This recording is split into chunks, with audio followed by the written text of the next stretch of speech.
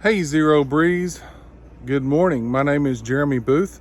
I live in Austin, Texas, and I have a cool story about my Zero Breeze Mark II, the usage and how I installed it, and I'm also going to show you how I'm using it right now.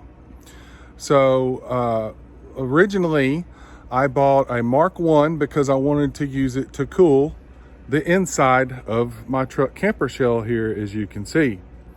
The Mark I that I had works fine for cooling a small area, but since it was only 1100 BTUs, it wouldn't cool the entire approximately 40 square feet of space in my truck.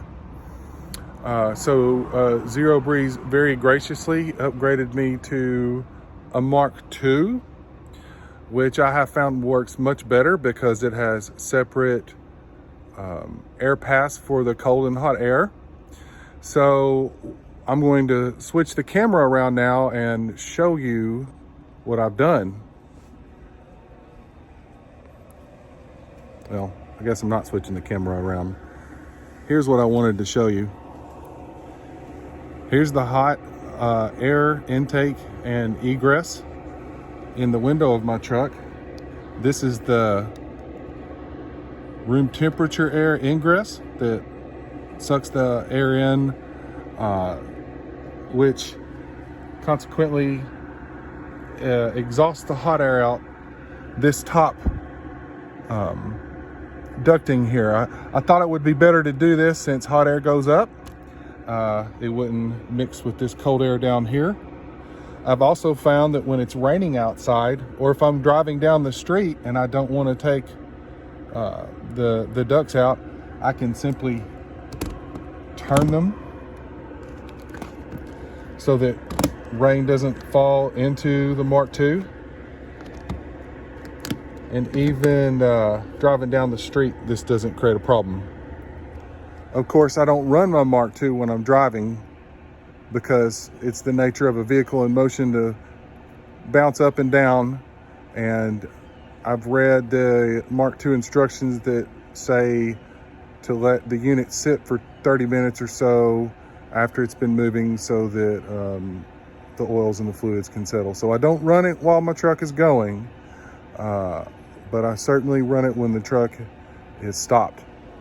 So now I'll go ahead and show you what it looks like inside. This is my dirty truck camper. It's dirty because I use it a lot. This is the inside. I'm gonna go ahead and crawl in now. Oh, goodness. As you can see, this is my mobile man cave, or at least that's what my wife calls it. Here's my Mark II. It's working great right now. In fact, I'll let the lid down to stop the flow of warm air into the truck. And with my oscillating fan, it's no longer oscillating for some reason. Here we go. Now it's oscillating. The cold air exhaust from the Mark II goes directly into the fan, and the fan oscillates and sends the cold air throughout the truck. So a couple of things. This is where the hot air vents outside. I don't have it perfect yet. I'm still working on this part.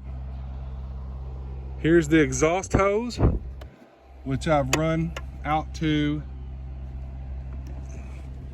the outside of my truck. You can see it there on the ground.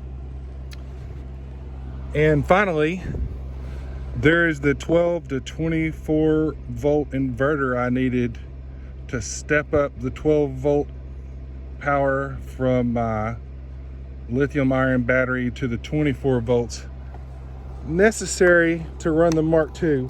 I took my original Mark I adapter cord and soldered it into this inverter so I could run my Mark II off of my battery or my solar panels.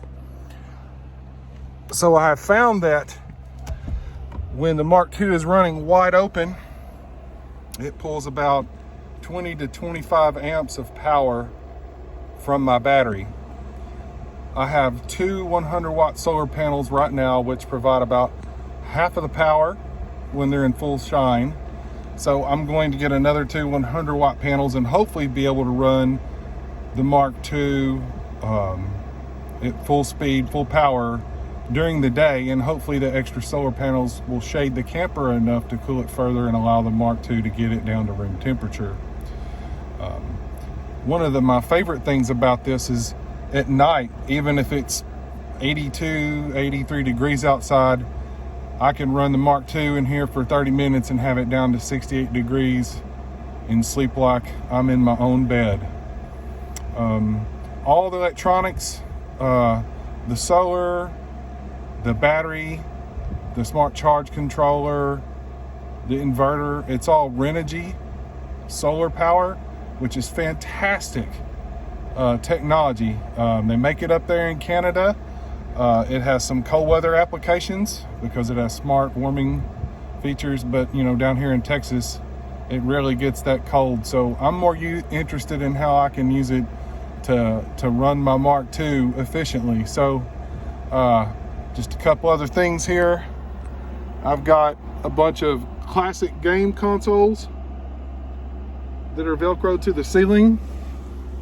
I've also installed a drop-down DVD player / display that I can plug my